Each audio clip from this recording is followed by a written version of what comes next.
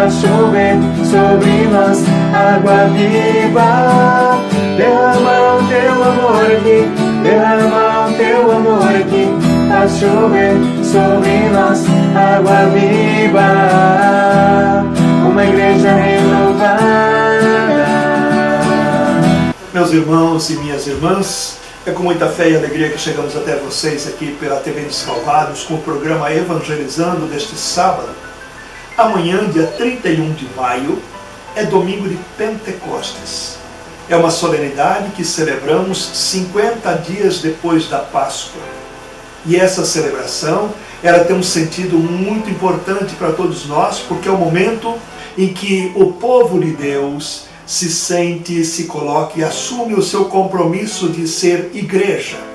Igreja, povo de Deus, igreja, homens e mulheres de fé, igreja, homens e mulheres que assumem a responsabilidade de evangelizar as outras pessoas, evangelizar a sua família, evangelizar as pessoas que passam pela sua vida no decorrer dela. No dia de Pentecostes acontece então esse nascimento para todos nós. Nós nascemos como povo de Deus, povo escolhido por Deus, povo amado de Deus. Não porque somos privilegiados, de jeito nenhum, mas porque nós nos sentimos, nós realizamos a planificação do nosso batismo. Nós aumentamos a nossa confiança em Deus. Nós nos sentimos muito mais próximos de Deus, pertencemos a Deus. E como filhos e filhas de Deus, somos então chamados, convidados, convocados, vocacionados a uma missão. A missão de evangelizar, de dizer que nós somos a igreja, o povo de Deus, que precisa cada dia renovar a sua confiança, renovar a sua certeza do amor de Deus e pedir a Ele, esteja conosco, caminhe conosco, para nos ajudar a sermos os profetas, os apóstolos, as testemunhas vivas do amor de Deus no meio do mundo. No livro dos Atos dos Apóstolos, no capítulo 2, versículo de 1 a 11, narra a cena de Pentecostes e como acontece, né? Mostra as pessoas vindas das mais diferentes realidades daquele tempo. E era das cidades, dos países, aquela região, mas que já tinham a proposta de Jesus Cristo em suas vidas. E elas vieram e se reuniram e foram viver e conviver juntos. Mesmo falando cada um a sua língua materna, a sua língua natal, né?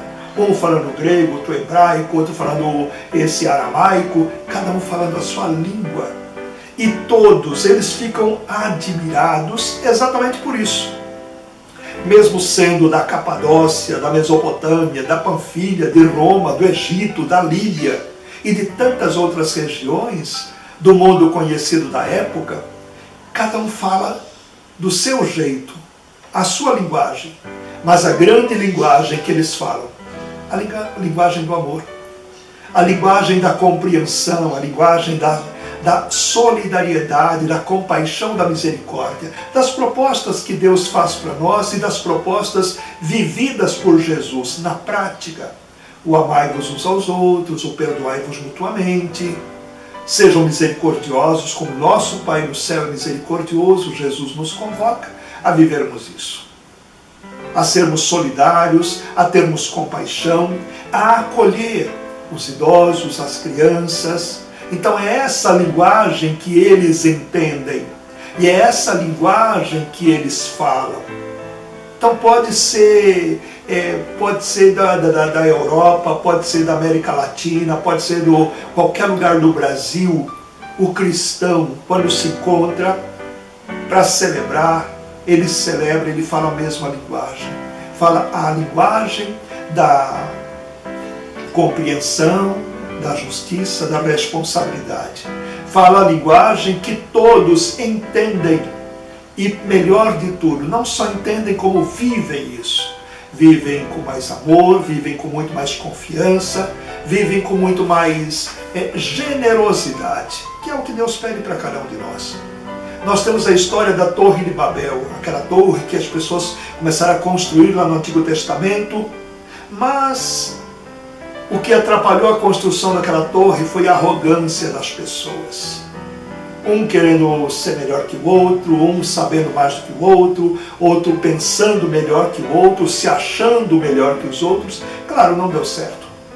Não deu certo. Aconteceu uma grande confusão, desentendimento, o diálogo que não aconteceu, a generosidade que não fez parte daquele trabalho comum, que até no início era comum para todos. Então houve brigas, desavenças, violências, maldades. Então não é a linguagem do amor, não é a linguagem que nós entendemos. Essa linguagem, ela atrapalha, ela impede o reino de Deus acontecer, ela impede a nossa vida social ser uma vida social, boa, justa, bonita, significativa, com crescimento, né? Então a Torre de Babel acabou não sendo terminada exatamente por causa da incompetência das pessoas em se entender, em entrar em acordo, em saber ouvir um ao outro, né? Saber entender que você tem uma ideia, eu tenho outra, as nossas ideias podem ser úteis, elas podem ser boas, uma pode completar a outra. Se não, nós vamos conversar, nós vamos dialogar e vamos chegar num ponto comum. Então é essa a linguagem de Pentecostes, a linguagem da compreensão entre as pessoas. Muitas vezes a gente pensa assim, eu falo grego e você fala espanhol e a gente vai ter que se entender. Claro que, dependendo do propósito, nós nos entenderemos muitíssimo bem, né? Que hoje em dia nós podemos até observar, as pessoas, elas chegam no encontro, uma confraternização, todos sabem que estão ali para uma confraternização, que não foram ali para fazer uma reunião de negócios, não foi ali para ficar discutindo política, mas foram para confraternizar, para brincar, para felicitar alguém que está aniversariando naquele dia, conversar coisas agradáveis, contar histórias, rir um pouco, desestressar e tudo mais. Quer dizer, então veja, é a linguagem que todos nós e que Pentecostes propõe para a gente. A linguagem que o Espírito de Deus vai proporcionando, vai ensinando para a gente. A linguagem do olho no olho, do ser irmãos dos outros, de sermos mais pacientes e generosos. É a linguagem que o Espírito dá para a gente, o Espírito Santo de Deus dá para a gente. De entendermos, por mais diferente que pensemos, por mais que tenhamos ideias assim totalmente diferentes uns dos outros, podemos não concordar, podemos não aceitar, pode não ser aquilo que eu quero para a minha vida, você não quer para a sua vida, mas isso não quer dizer que sejamos inimigos ou que a gente não pode se entender. Nós podemos nos entender muitíssimo bem, podemos dialogar, podemos chegar ao consenso das coisas. Isso é muito importante para todos nós. Esse é o que acontece lá em Pentecostes. Eles falam a linguagem da solidariedade, né? E quando Jesus chega lá no Evangelho de São João, no capítulo 20, versículo 19 a 23, os discípulos estão reunidos de portas fechadas, porque eles têm medo da perseguição dos judeus. Mas Jesus chega, entra, fica no meio deles e diz por 3 vezes, olha o que Deus, o que Pentecostes oferece para nós, o que Jesus oferece para nós. A paz esteja convosco. Essa é a linguagem de Pentecostes. Essa é a linguagem do amor, é a linguagem da solidariedade. Jesus sabe muito bem que a comunidade está sofrendo.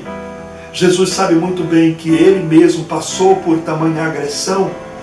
Imagina os discípulos, as pessoas, as mulheres, as crianças, os jovens, as famílias que ficaram. Também sofrerão algum tipo de agressão por parte das autoridades. E ele entende isso e sabe que a comunidade só precisa disso. Paz. Paz nos mais diferentes sentidos e significados. A paz como harmonia, a paz como compreensão, a paz como tomada de consciência, a paz como atitudes sábias, né? Não se esquecer de ser aquela testemunha viva do amor de Deus no meio do mundo, que agora, depois que Jesus parte para o Pai, ele deixa essa missão para a comunidade. E a comunidade quer abraçar tudo isso, mas eles ficam um pouco temerosos. Mas Jesus chega diante deles e diz: a paz esteja convosco.